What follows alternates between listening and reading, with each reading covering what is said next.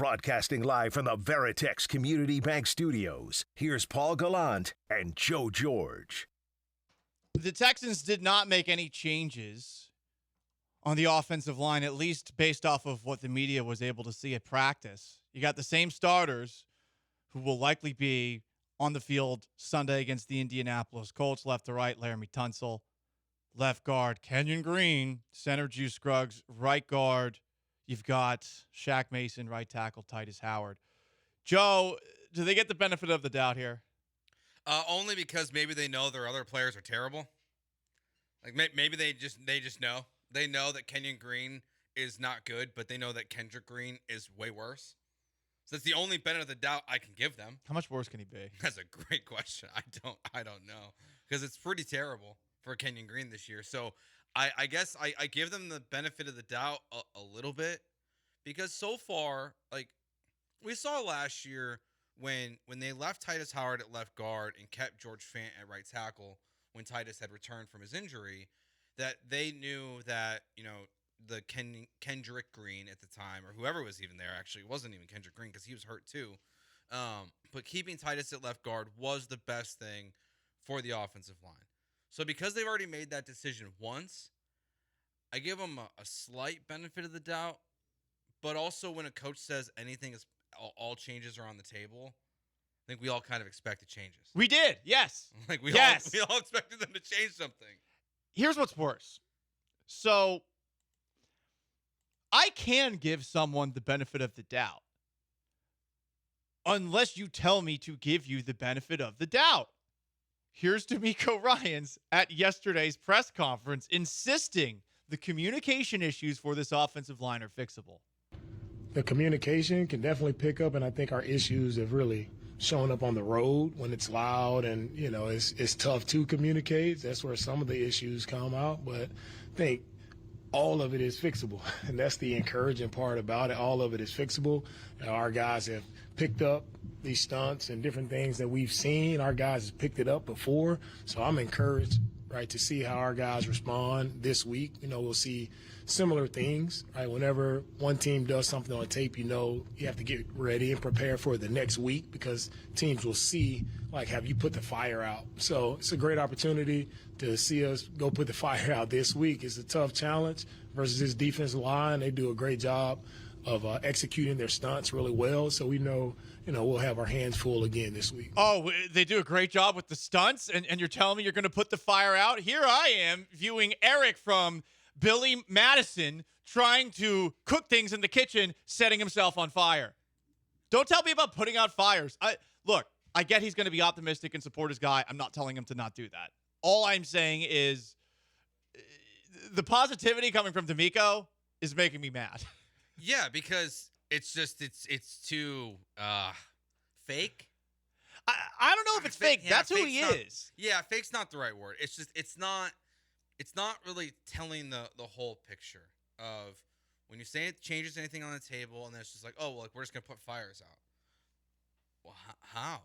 Like if it's a communication issue, how are you still having communication issues this far into the season?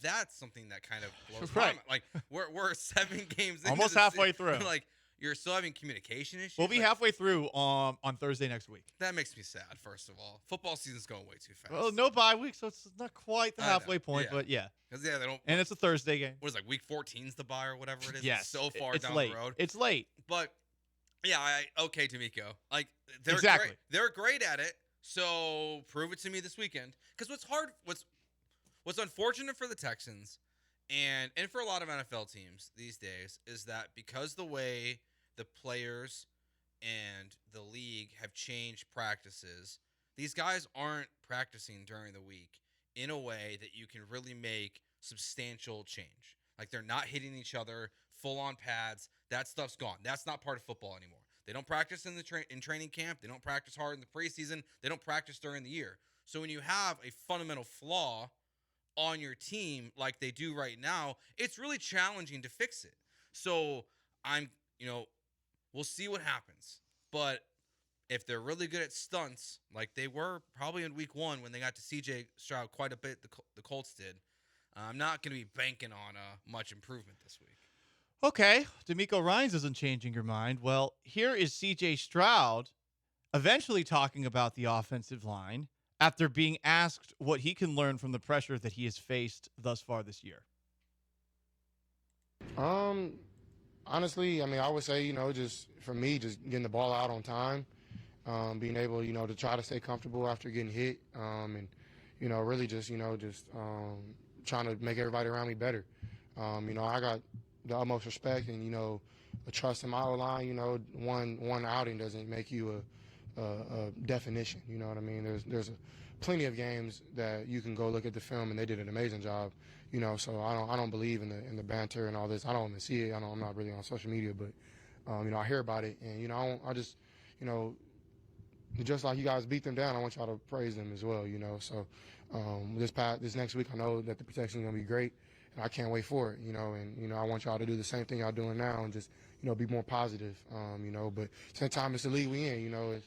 We're not feeling bad for ourselves. We grown, man. We can take it. You know what I mean? And I know that they want to be better, and they will. Once again, just like DeMeco, CJ Stroud has these guys back. I respect that. He's not throwing them under the bus. Be positive, Paul. No. Do not tell me to be positive. Positive, Paul. Do not tell me to be positive, and do not act as if you can fix all of these things when it hasn't happened. What have they shown on film again to this point this year, CJ? What have they shown? They can't protect you. I'd love to be positive here. No one swarms more than me. I am the swarmiest swarmer here at ESPN 975 to the point that the Twitch accuses me of being a flagship plant. Okay? Still, CJ, if they're good, we'll praise them. They haven't been good. Not once. If we see something that is good, we will pat them on the back. But to this point, you've got offensive linemen who are asking, well, why are people mad at us after a game where there's all sorts of penalties for illegal formations and false starts? And things haven't gotten better. And you are a unit. You are a unit. It's not all on one player. You're even telling us that. Do not tell me to be positive unless there is a reason to be positive. And there hasn't. We were positive last year after they gave up 11 sacks in the first 2 games. And then CJ Stroud didn't get sacked much for the next 4 games. And then they unraveled again. So you're negative. Don't tell people to be positive. Why would the fans, media, anyone be positive about watching your quarterback get his ass kicked in a game, throw for less than 100 yards? And the major reason for that is not just because your wide receivers can't get open or catch the ball when they're supposed to in the end zone, Tank Dell, but it's because your offensive line is a disaster. Like, get the ball out on time. Okay. In a second and a half, a quarterback is supposed to get the ball out of his hands in 3 seconds. CJ Stroud doesn't have 3 seconds half the time. These hits are coming so fast because it's not like they're like, it'd be one thing if they were just getting like beaten off the ball. Like if they were just like, if it was like Myles Garrett was just going one-on-one with Titus Howard and just pushing him into CJ Stroud. That's not what's happening. They're just wide open, running in like it's the easiest job in the world. So what's there to be positive about? Do not try to make us cheerleaders. The fans, if you want their undying loyalty, okay, I can understand that. We're trying to honestly cover this team, and everyone sees it. Everyone thinks that the offensive line is a major problem, and most people also feel that Bobby Sloak, the offensive coordinator, isn't doing much. No one is calling out C.J. Stroud right now, and I do wonder what happens when that eventually happens. There's at least one person who's done that. We'll do that at 1 o'clock. Who's called out C.J. Stroud and says he's not that good. I'm sure the Twitch will appreciate that. What I'm looking at here is a team that has some serious issues, and I hope that they get fixed. But I'm not believing you when you say that it's fixable, and don't tell me to be positive. That's all I'm saying. They're 5-2. They should beat the Colts on Sunday. They should. And CJ got sacked 4 times in week 1. Mm-hmm. Let's cut that in half in this one. Show me improvement. Show me what they've all been telling us. Communication. They're going to work on it. It's going to get better. Be positive. So I'll be positive when CJ Stroud doesn't get hit, doesn't get sacked 4 times. I'll be positive when he doesn't get hit. Oh, that's right. I forgot about this. He got hit 10 times. Those are not also sacks. So CJ Stroud got hit 14 times in the week 1 game against the Indianapolis Colts. Let's cut that down to like 5, and I'll be positive. He's Joe George. I'm Paul Gallant. Sean Mapes behind the glass. It's Gallant and George, ESPN 97.5 and 92.5. Speaking of these Indianapolis Colts coming up on Sunday, while I think the Texans will win, I can't believe that they're favored by this much, given what's been happening of late / all year. We'll talk about that next. Stay put. ESPN Bet at LaBerge Lake Charles, your go-to spot to leave Texas and go and bet on your Texas teams, whether it's the Rockets, the Texans, or you want to go there for a college football Saturday. That's one of my favorite things so far about going to LaBerge and Lake Charles is being there for a UT or an A&M game. The fans show out. They show up. It's fun. Of course, you got a bunch of LSU fans. Honestly, I can't imagine what this week's going to be like there. A&M versus LSU. It's going to be a madhouse inside the sports book. You got the 24-foot video wall, 19 betting kiosks. You can use ESPN Bet there on your phone. It's so super easy. As soon as you cross to Louisiana, sign up for ESPN Bet. You can start making bets on the road if you wanted to, or wait till you get to the casino so you can actually watch the games. Live betting, of course, at the kiosk to make things super easy. The food's good. The drinks are good. It's a fun time at LaBerge Lake Charles. So when you leave Texas and bet on your Texas teams, make sure you do it at ESPN Bet at LaBerge Lake Charles.